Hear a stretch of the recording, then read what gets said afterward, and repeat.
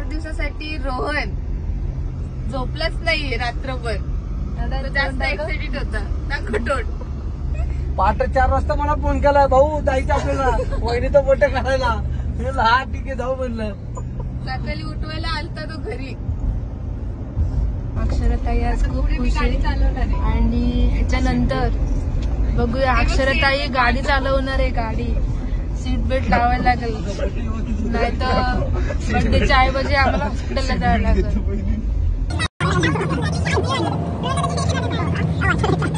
रोहन दादा बोलतो शिर्डीला जायच्या ऐवजी हॉस्पिटलला जाऊ. सो काही जाता जाताना बाकी गाडीमध्ये काय काय चाललंय हे बघा. हे बघा सगळे झोपले, सगळे. आणि आता थोड्या वेळेला सगळ्यांची झोप उडणार आहे. ती झोप उडवणार आहे अक्षरात आहे. उडाली उडाली उडाली झोप. हे बघा सगळ्यांची डोलं उघडलं. रोहन दादाची